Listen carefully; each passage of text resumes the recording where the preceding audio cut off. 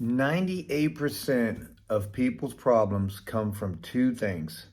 It's going to be debt and their health and wealth. 98, if you can fix those two items in your life, you will be 98% done with most of your problems. And I see it all the time. I mean, finances, if you get into the money side of it, people that are in debt, finances attribute, you have divorce rates that are high over this, you have bankruptcy rates, you have people that just, they just never can get ahead and it just keeps them down, down, down. So the finance side of it definitely is a huge issue. And I believe Americans can own, I think it said, I read a statistic that I think it was 60% of Americans have like $400 in the bank, or they live paycheck to paycheck. I'm like, you gotta be kidding me. So 6 out of 10 people you see are living paycheck to paycheck. So this ain't good. This is definitely not the way it's supposed to be. And then on the other side, right, you have your health. And I see it all the time. And I think I read another statistic that said Americans, 40% or more? Is there 45?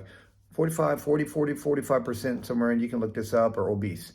Now, I'm not talking overweight. Overweight's first. You go from being in shape to overweight, and then you become obese later. So obese is like the worst. And so you have the money side of it, and then you have your health side of it, And another thing about being overweight and things like that, it's not just good for you at all. You don't sleep good. You can't do most activities, like most people running around doing things. You can't do that. It's not good for your health as far as your heart, right? Cardiovascular diseases. It wreaks havoc on your knees, diabetes. There's tons of stuff. And to be honest with you, most of the chronic diseases that are out there stem from what you put in your body by not eating correctly, and then from there becoming unhealthy. So the first part of it I mentioned was the money side. You have to get rid of your debt. I'm not saying you need to not use credit cards and get rid of them, but I will say in the beginning, you need to try to stop using credit cards because you're paying 20, 21, 25% interest on these credit cards. So, some people I see want to invest, in real estate or get a franchise. And I'm thinking, dude, you're not going to be able to make 22% interest on this endeavor over here, but you are paying it on the credit cards. So if you want that, pay off the credit card. There's your 22% interest you're going to save right there. They have a snowball effect, So if you have a card and you owe a couple $100 on it, pay that off first. The next one you owe 1,000, pay that off next, yada yada. And then that way you just go on up the scale. And I will guarantee you, as you pay off each card, you will feel something. And at that point, reward yourself. Go get a bite to eat or go do something. Okay, so pay off your debt. It's killing you, it's keeping you down, it's depressing you, and it does control you. Get rid of all your debt, and it's not going to be easy. There was a point in time when I was younger, I kind of got in over my head with debt, but I worked on it. I even had a second job. I was working 7 days a week for 6 months straight one time, and I got rid of it. Some of the guys are like, well, why would you take a job on a weekend that doesn't pay much?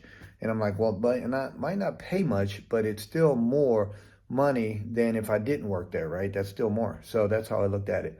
On the other side, as far as your health goes, you got to start taking care of yourself. I see it all the time. And it starts slowly, ounce here, an ounce there. And then eventually, you gain an extra pound or a kilogram, whatever you want to say. And next thing you know, another pound. But then you want to rationalize and you see yourself and you're like, well, it's not that bad. I still can fit in my shirt and stuff like that. It's not too bad. But things are hugging and it's getting tight and you're just not comfortable. So your body, you have one body. Take care of it. You're sitting here thinking, yeah, why are you telling me this? Because it's so true.